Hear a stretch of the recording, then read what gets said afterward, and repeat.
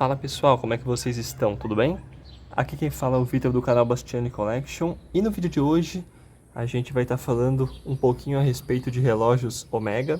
Há cerca de um ano atrás eu fiz um vídeo mostrando um pouco da minha coleção de Seikos e já naquela época o pessoal comentou a respeito de outras marcas que eu poderia estar trazendo vídeos para o canal e muitos dos comentários foram a respeito da Omega, uma marca apreciada por muitos colecionadores. E hoje, enfim, eu estou trazendo esse vídeo mostrando um pouquinho dos Omegas da minha coleção. Basicamente são 7 peças, algumas bem legais, bem cobiçadas, outras já nem tanto, mas a gente vai falar um pouquinho sobre cada um deles hoje. Então, vamos iniciar pelo único deles que tem pulseira em aço e não em couro, que é esse daqui. Aqui a gente tem um Omega Seamaster Calendar, um relógio da década de 60, um vidro com lente, como vocês podem ver, aquela parte abaulada ali nas 3 horas, facilitando a visualização da data, né, do calendário. Mostrador em muito bom estado de conservação. Os ponteiros também em ótimo estado, ainda com o luminoso na parte central. O acrílico, claro, pequenos trincados na lateral, mas nada que afete a visualização do mostrador, então por conta disso eu optei por não trocar. E esse relógio aqui é um dos que eu mais gosto de todos, porque como ele tem essa pulseira grão de arroz, fica muito combinado a caixa dele em aço, essa caixa mais gorducha, vamos dizer assim, não uma caixa tão fina, e com essa pulseira, com esses elos aqui no formato grão de arroz, fica bem bacana. O fecho, infelizmente, não é um fecho Omega, é um fecho Oriente, genérico mesmo, normal. Mas, quem sabe, no futuro eu consiga fazer uma substituição e colocar um fecho Omega, mesmo que seja aftermarket, mas só para combinar um pouco mais. Aqui no fundo, a gente não tem a imagem do hipocampo, que é o símbolo dos Omega Seamaster, né? Aquele cavalinho. Mas a gente tem gravações aqui na parte de cima, Automatic e Seamaster, mas estão extremamente apagadas, então aí fica difícil de eu mostrar isso para vocês aqui no vídeo. A coroa também já não é mais original Omega, é uma coroa normal, sem assinatura nenhuma, mas num estado geral a peça está bem conservada, é uma peça bem bonita e que eu pretendo manter por mais um bom tempo na coleção, né? Quem sabe nunca vender. Já a próxima peça, agora iniciando pelos relógios com pulseira de couro, né? A gente tem esse Omega aqui, um Omega Seamaster também.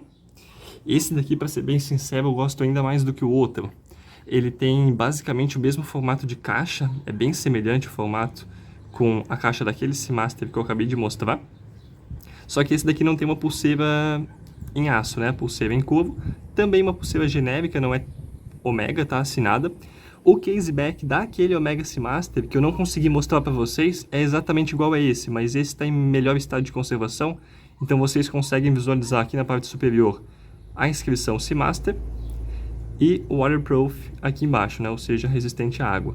Essa inscrição, ela não tem um relevo muito alto, tá? Então é uma inscrição bem baixinha e conforme você vai usando o relógio, ela vai desaparecendo ao longo do tempo. Por isso que é bem raro de se encontrar Omegas com tampa de pressão, como esse. Primeiras versões do Seamaster, que não tem o hipocampo aqui na tampa traseira, com as inscrições ainda bem vivas, como está nesse daqui. Esse já é um relógio bem conservado, porque ele tem a coroa original Omega. O movimento dele é o calibre 470, eu vou até acrescentar uma foto aqui na tela para vocês verem depois, mas está absurdamente bem conservado. E o mostrador, eu diria que é o charme desse relógio, porque é um mostrador nunca restaurado, 100% original, e com essa pátina incrível, amarelada, mas ao mesmo tempo não prejudicou a visibilidade de nada, então a gente consegue ver bem as inscrições ali, Omega Automatic na parte superior, Seamaster aqui embaixo, Swiss Made lá embaixo das 6 horas. É um relógio que ficou bem combinado, esse envelhecimento caiu bem para ele. Essa peça aqui é do ano de 1958. Bem bacana. Então vamos partir para o próximo. Aqui a gente já tem um Seamaster um pouquinho mais novo. Seamaster com calibre 562. Um calibre com calendário, né? O modelo anterior não tinha calendário e era um pouquinho mais antigo. Esse Omega aqui já é da década de 60 e é um Omega com calendário, calibre da série 500, né? Um 562. Esse daqui também tem ótimo estado de conservação, embora a pulseira não seja mais original, inclusive está bem judiada. Ele tem aqui, ele traz a fivelinha Omega, bem bacana, numa coloração meio rosé, assim como a caixa, que não é exatamente um dourado, mas puxa mais para um ouro rosa, né? Um rosé. Mostrador absurdamente bem conservado, sem nenhum risco, nada. Aqui na parte de baixo das 6 horas o Swiss Made, inscrição Seamaster aqui abaixo dos ponteiros, Omega Automatic em cima. O acrílico tem pouquíssimos riscos, mas o interessante desse acrílico aqui, eu vou até acrescentar uma foto depois para vocês verem com mais facilidade, mas na parte central, aqui em cima dos ponteiros, ele tem a ferradura Omega. É algo bem raro de se encontrar também nos relógios Omega antigos, porque, imagina, um relógio desse hoje tem basicamente 60 anos. Então, o acrílico nunca ter sido trocado é algo bem raro, né? E quando ele não se mantém muito arranhado, é legal manter no relógio, porque é um atributo que valoriza cada vez mais, né? Uma peça desse tipo. Para um item colecionável, quanto mais partes originais na peça, melhor. Mesma coisa da coroa. A coroa é original, embora esteja um pouquinho desgastada, perdeu um pouquinho do plaquê da coloração. Pode ver que ela está um pouco cinza, né? Não tem mais aquele dourado nela, mas mesmo assim optei por manter. E aqui a gente tem um caseback também um pouquinho diferenciado, porque embora aqui a gente já consiga visualizar o hipocampo, que é o símbolo dos Omega Seamaster, ele normalmente não aparece dessa forma nos casebacks, ele aparece dessa forma aqui, com relevo mais alto, sabe?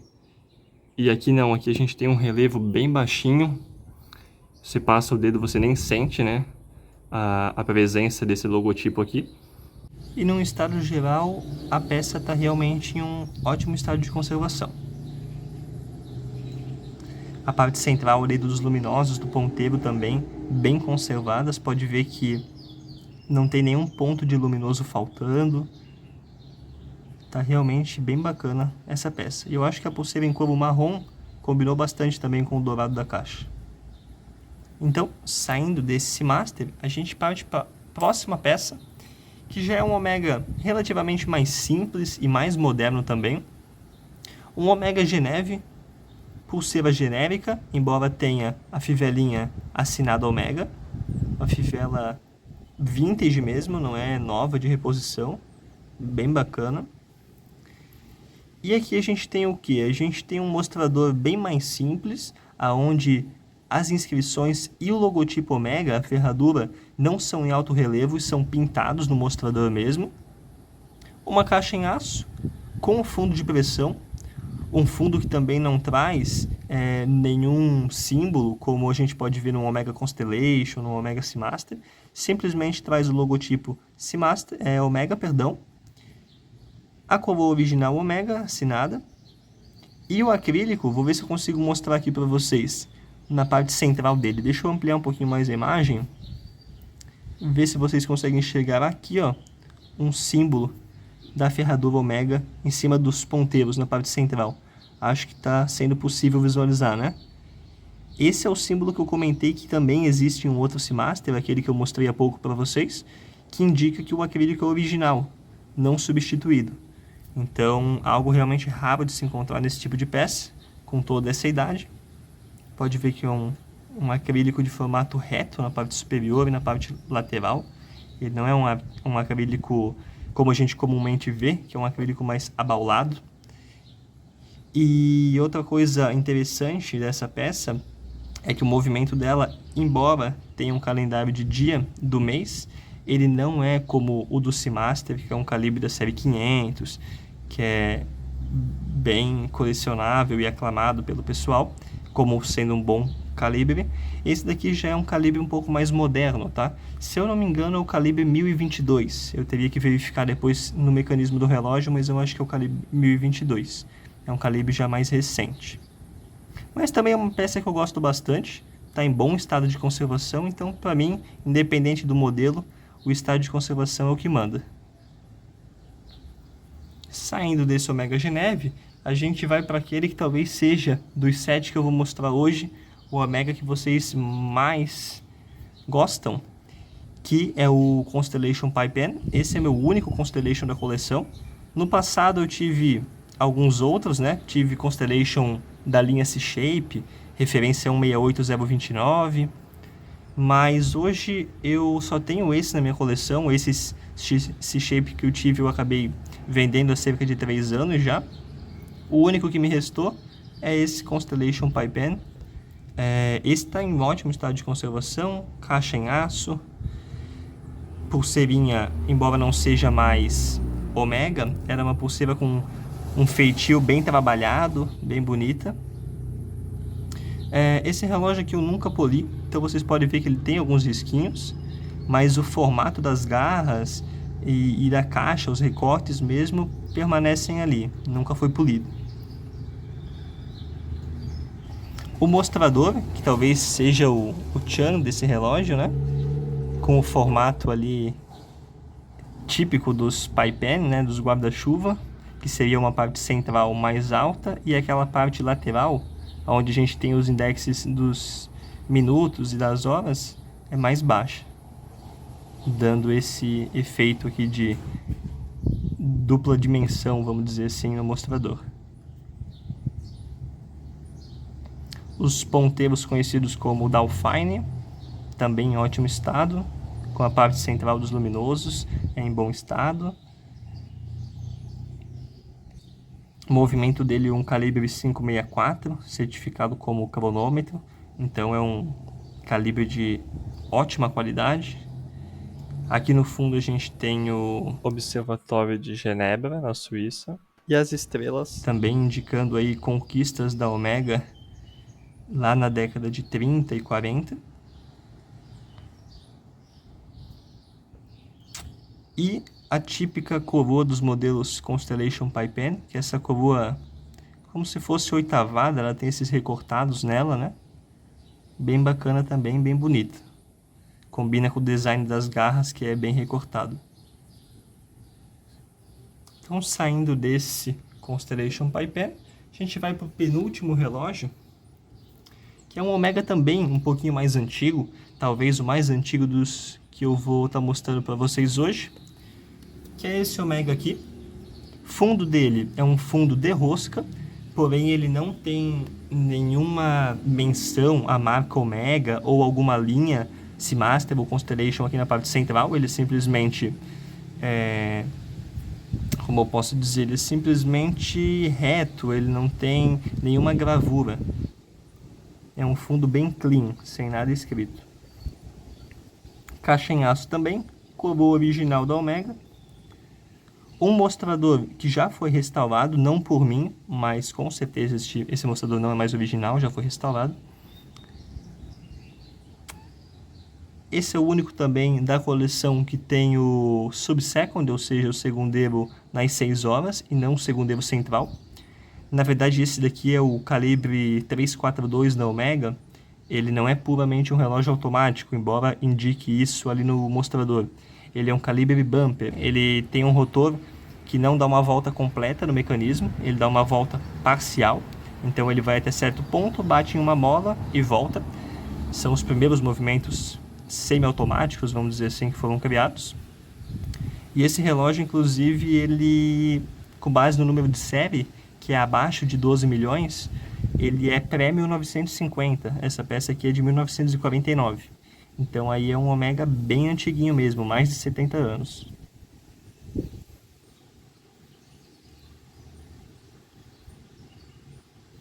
Mas embora o mostrador tenha sido restaurado em algum momento, é uma peça que eu gosto bastante. Está em bom estado de conservação. O mostrador dele também ficou bonitinho, então eu vou manter. E o último que eu vou mostrar para vocês hoje é esse Omega Seamaster aqui, que eu gosto bastante também.